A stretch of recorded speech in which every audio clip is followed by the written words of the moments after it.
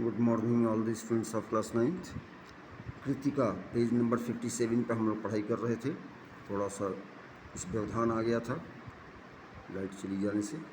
आज मैं स्पष्ट देखता हूँ कि मेरे जीवन की इस भरपूर और कैसे आकस्मिक मोड़ के पीछे बच्चन की वह मौन सजग प्रतिभा रही है, जो दूसरों को नया प्रातिभ मीन्स प्रतिभा से युक्त जीवन देने की नैसर्गिक सहज स्वाभाविक क्षमता एबिलिटी कैपेसिटी रखती है।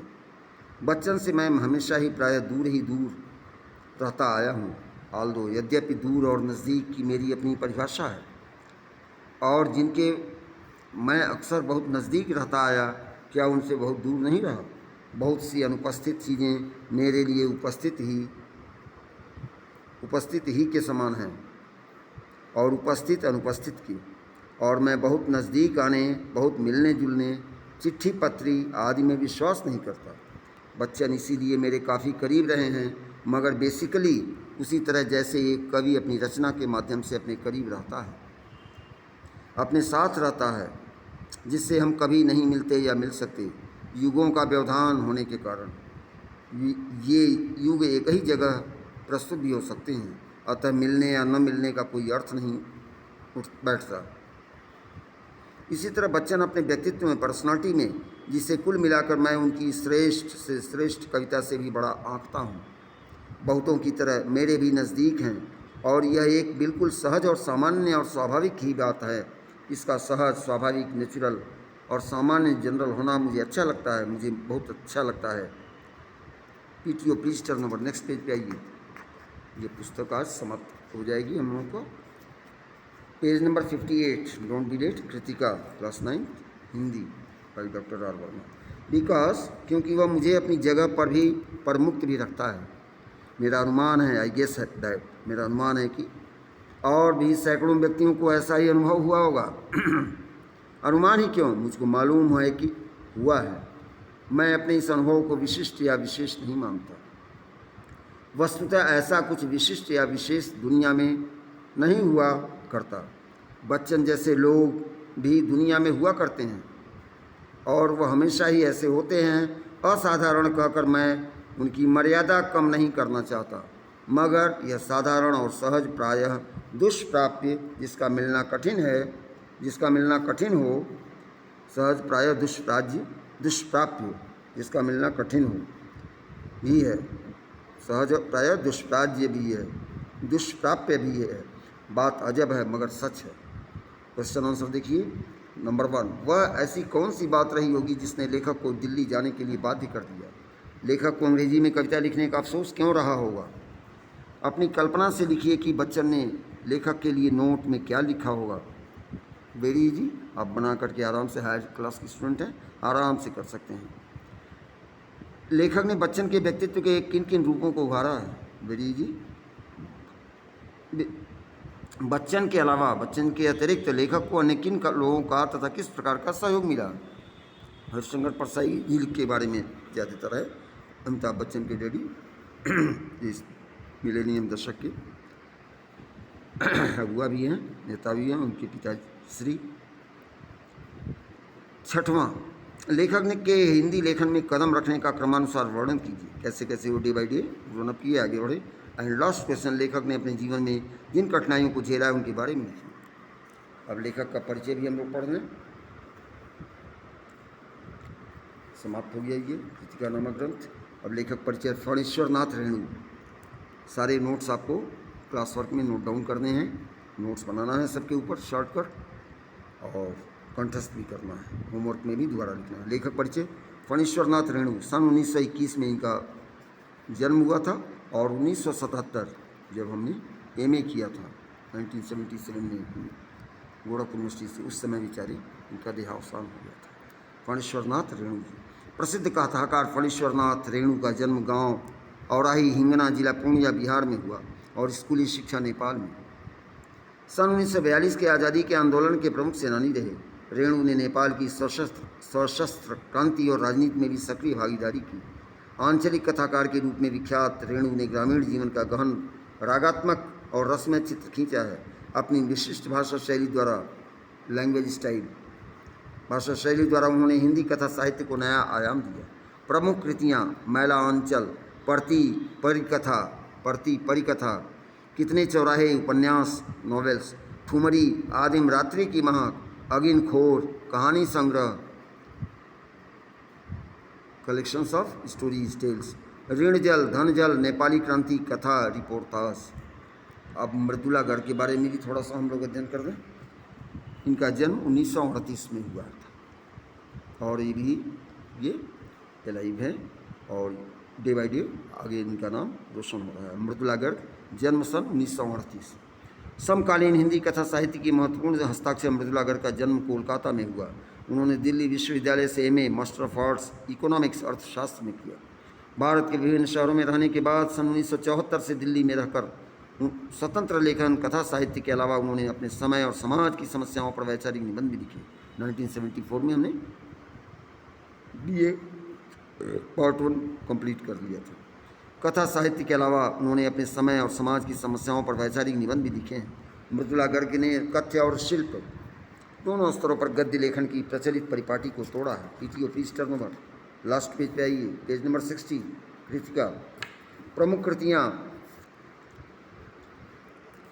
उसके हिस्से की धूप, अनित्य, चित्त कोबरा, कठगुलाब उपन्यास नॉवेल, संगति विसंगति, संगति और विसंगति, 2 खंडों में संपूर्ण कहानियाँ, रंग और ढंग, चुकते नहीं सवाल, निबंध संग्रह। जगदीश चंद्र माथुर सन 1917 में पैदा हुए थे और 1978 में एक्सपायर हुए।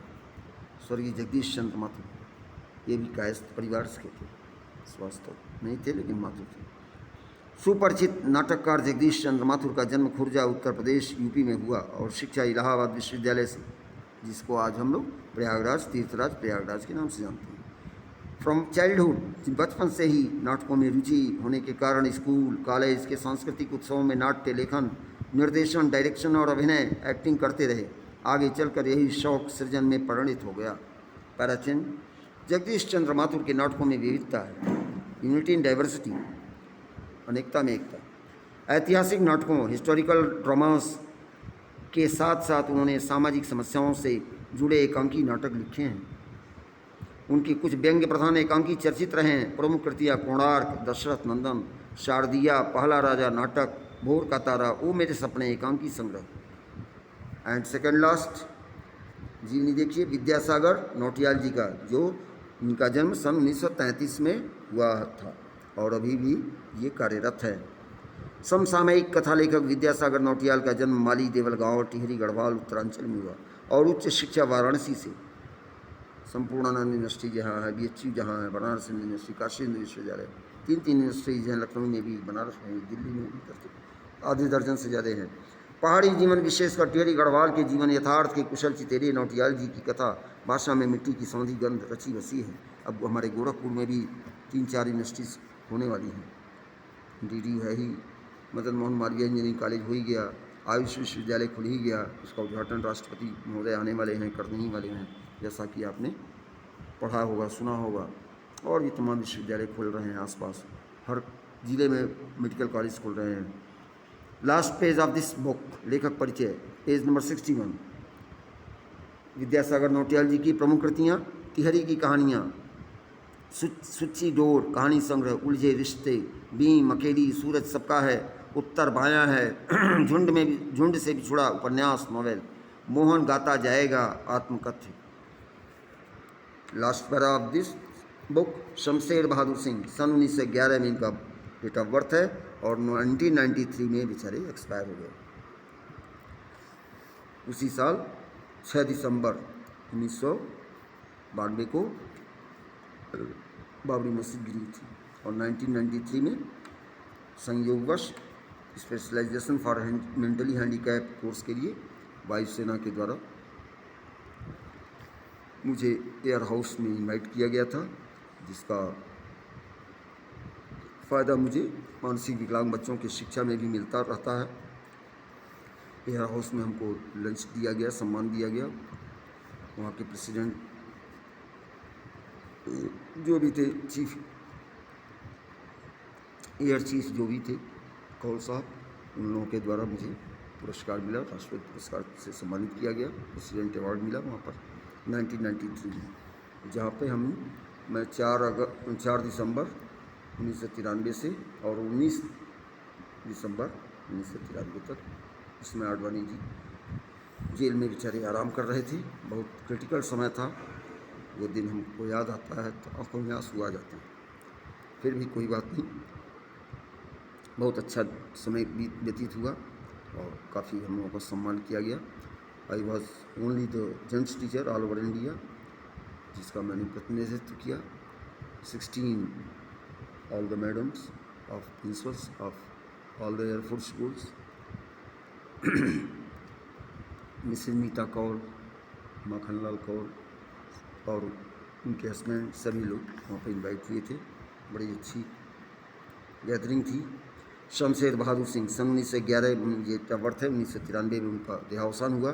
स्वातंत्र्य उत्तर हिंदी कविता के प्रमुख कवि शमशेर बहादुर सिंह का जन्म देहरादून उत्तरांचल में हुआ, जो उत्तर प्रदेश से निकल गया है, उत्तरांचल बन गया है देहरादून, जिसकी राजधानी है, हरिद्वार के आगे है। और शिक्षा देहरादून एवं इलाहाबाद विश्वविद्यालय से। चित्रकार वकील बंधुओं से उन्होंने कला प्रशिक्षण दिया।